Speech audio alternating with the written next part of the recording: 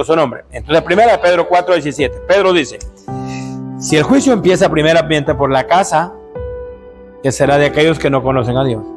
Entonces determinan tres clases de personas. ¿Quién es el que realmente se lleva el mejor, el regalo en este aspecto? Tenemos un justo, tenemos un pío y tenemos un impío. Entonces, el que recibió 5 talentos se preocupó porque aquello que le dio el patrón produjera y devolverle a él no lo que le había dado, sino más de lo que le había dado. Significa cuidar lo que le había dado y abrazar y apreciar lo que le había dado. No solo lo cuidó, sino lo puso a trabajar y prosperó de tal manera. El que le dio 2, no porque le dio 2, dijo a él le dio 5 y a mí me dio 2, también hizo lo mismo. La responsabilidad va con el que tiene más o el que tiene menos. La fidelidad va en lo pequeño o en lo grande. El que es fiel en lo pequeño es fiel en lo grande. El que es infiel en lo pequeño es infiel en lo grande. El que es firme siempre será firme. O sea, aquí no vamos a medir el tiempo, vamos a medir que Juliano busca o no busca, que él canta. Yo tengo que ser responsable con lo que Dios me ha dado a mí.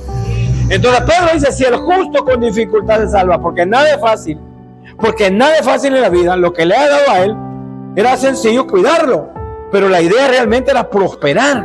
¿Cómo nosotros venimos y prosperamos y hablamos espiritualmente? Por eso dije que este mensaje yo no lo voy a trazar materialmente, porque es espiritual. Entonces Dios lo que quiere es que la iglesia crezca. Y la Biblia dice en el libro de Eclesiastés capítulo 11, que eso predicaba el martes en Machaca, en la noche, versículo 1, dice: echa tu pan sobre las aguas. Y oiga pues, entonces, pero repártelo a 7 y si es posible a 8. ¿Por qué? Porque nosotros no podemos medir la palabra, no podemos medir lo que Dios nos ha dado, no podemos esconder lo que no es suyo, porque los dones son de Dios, porque los talentos son de Dios, porque la obra es de Cristo, porque nosotros no tenemos ningún derecho de privar lo que Dios quiere hacer. Es por eso que dice la palabra que el que recibió 5 trabajó tanto para darle a Dios lo que era de Dios y darle ganancia. Y el que dio 2 también trabajó, pero el que le dio 1, ¿por qué no hizo lo mismo? Simplemente se confió, como las 5 vírgenes que no llenaron sus copas con aceite y que cuando vino el maestro tenían sus copas vacías. Entonces nosotros tenemos que preocuparnos por la salvación. El problema es confiarse porque Cristo murió, porque Cristo derramó su sangre. Y luego mucha gente dice: ya está ganado todo. Momento, nosotros tenemos que esforzarnos y trabajar para que cuando Cristo venga, nuestro nombre esté escrito en el libro de la vida. Para que cuando Cristo venga, lo que Dios te ha entregado a ti, si te ha entregado un talento, tienes que multiplicarlo.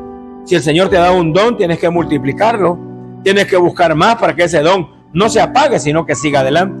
Es triste y lamentable que el Señor le ha dado talentos a hermanos, ha dado dones a los hermanos, y en vez de buscar, se han quedado. Simplemente les da igual y se vuelven orgullosos y se vuelven altaneros, que cuando un hermano quiere a Dios, llega con él y le dice: hermano, ¿cómo hizo usted para que Dios le diera? Yo no hice nada. Simplemente Dios me dio. O sea, se vuelven tan orgullosos y tan altaneros, que no es así. Necesitamos buscar de Dios y humillarnos a Dios para que multiplique, porque ahora te explico. Aquel que recibió, esto no es una broma. Cuando Dios lo llame, no le va a decir buen siervo, le va a decir siervo inútil, le va a decir. Así lo dice la palabra. Te di y no pusiste por obra lo que yo te di. No multiplicaste lo que yo te di, porque es lo que dice la palabra. Bendito es su nombre. Muchos predicadores lo que hacen con este mensaje es que comienzan a hablar de dinero y de ofrenda y de venta y de promesas. No, este es un mensaje espiritual. La iglesia debe prepararse, la iglesia debe santificarse, porque si el justo con dificultad se va a salvar, ¿dónde aparecerá el impío y el pecador?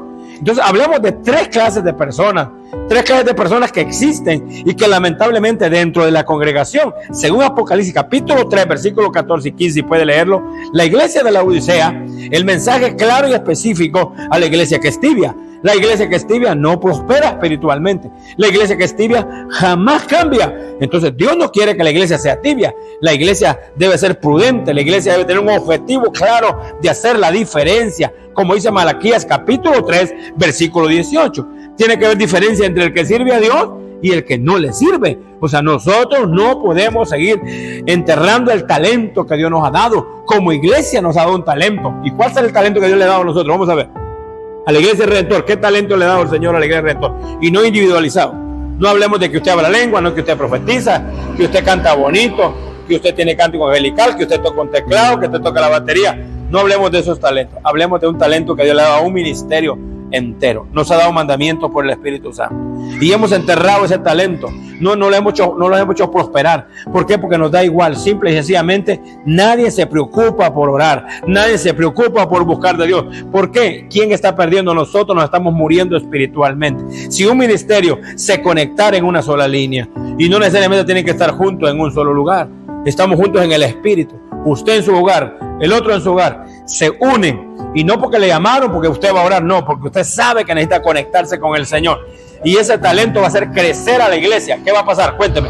¿Qué va a pasar si la iglesia se une a clamar todos los días a las 4 de la madrugada? ¿Qué va a pasar? En primer lugar, el diablo va a huir. Le dice Santiago 4:7. ¿Quiere leerlo? Someteos pues a Dios y resistir al diablo, que de vosotros huirá.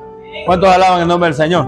Ahora tenemos un gran talento, tenemos mandamientos, tenemos estatutos dados por el Espíritu Santo. ¿Qué disciplina? Tenemos decretos. El ministerio de Redentor está dotado, porque Dios lo ha dotado con el conocimiento, porque Dios le ha dado un talento. Pero ¿qué pasa? Lo hemos enterrado. No hemos buscado lo suficiente. No hemos hecho que prospere, bendito su nombre. ¿Cuántos alaban el nombre del Señor? Y entonces, yo busco al Señor, pero yo busco lo mío. ¿Qué dice el apóstol Santiago? ¿Alguien me puede decir, por favor? Cuando vosotros orad mal. ¿Por qué no recibís? Porque pediste mal. Para sus deleites pedís, dice la palabra del Señor. Ahora, ¿qué dice la Biblia sobre aquellos que aspiran el Espíritu Santo? ¿Qué dice la palabra? ¿No dará Dios el Espíritu Santo si le pedís? ¿No dará el Señor de su Espíritu a la iglesia si nosotros le rogamos con lágrimas?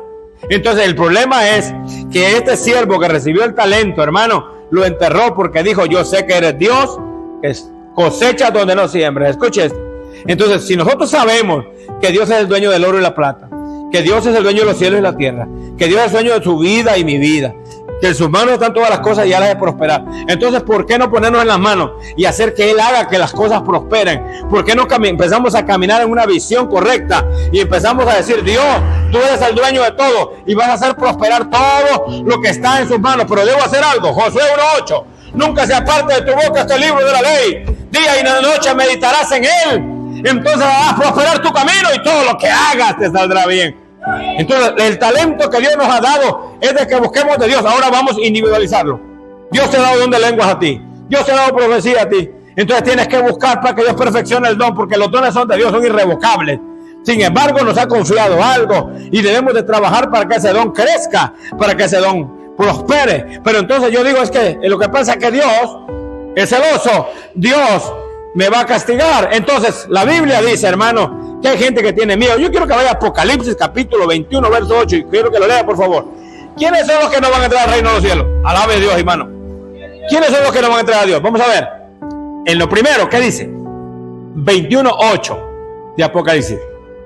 ¿Quién es el primero que no va a entrar al reino de los cielos? Temerosos. Ahí está, temerosos. Pero no temerosos de aquellos que tiemblan a la palabra.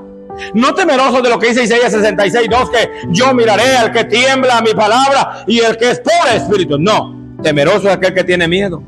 Aquel que dice que Dios me va a castigar. A que Dios, como dijo este que dio el talento, tú tuve miedo porque tú eres duro, porque coseches. Si sabías esto, ¿por qué no hiciste lo que fuiste a hacer? Entonces, ¿de quién es la obra? ¿A quién le perteneces tú? Tú le perteneces a Dios, porque no tienes nada que hacer. El problema es que nosotros nos ponemos en un problema que no nos corresponde. ¿Qué dice Mateo 11:28? Por favor, ¿qué dice Mateo 11:28? Dice: venid a mí los que están trabajados y cargados, y yo os haré descansar. Si nosotros confiamos en Dios, debemos de poner las cargas en Dios. Debemos de confiar en su palabra. No puedes estarte muriendo tú, hermano, y pensando en qué va a pasar. Tú debes de poner las cargas en Jesús, decirle: Dios, tú eres Dios. Todo lo que tú hagas está bueno. Si esto no procede es porque es tu voluntad. Pero estar tranquilo con lo que Dios va a hacer. No porque yo estoy orando y quiero que haga lo que yo quiero, sino yo le digo: Dios, ten misericordia. Y Él lo va a hacer conforme a su voluntad. porque Él tiene el control de tu vida y mi vida. Entonces, cuando vemos de los talentos, Él quiere que la iglesia prospere, que la iglesia crezca espiritualmente, que no enterremos el don que Dios nos ha dado, el talento que Dios nos ha dado. ¿Cuántos alaban el nombre del Señor? Hay gente que dice: yo tengo el gran ministerio, la alabanza. Ese no es un ministerio. ¿Cuántos dicen amén? Hay 5 ministerios documentados en la palabra de Dios. Vamos a ver cuáles son. Algunos Dios llamó y constituyó apóstoles, a otros llamó pastores, a otros llamó evangelistas, a otros llamó profetas y a otros llamó doctores. 5 ministerios establecidos bajo la mano de Dios. 1 Pedro 5:6. ¿Cómo debemos de estar nosotros? Humillados bajo la mano poderosa de Dios. Una oveja, un cristiano, un hijo de Dios debe de obedecer a los 5 ministerios que Dios ha establecido en su reino. Debe obedecer a la palabra y esperar que Él la enaltezca cuando fuese tiempo. La Biblia dice en el libro de los Hechos 2:41 que la iglesia primitiva obedecía la doctrina de los apóstoles. Estaban juntos y unánimes. Tenían en común las cosas del mundo y repartían el pan el uno con el otro. ¿Cuántos alaban el nombre del Señor? Entonces, cuando yo veo el prescrito y cuando veo el prototipo y el ejemplo de la iglesia primitiva, yo digo: yo quiero ser como la iglesia primitiva, porque esa es la iglesia que Dios viene a traer. ¿Cuántos alaban su nombre, iglesia?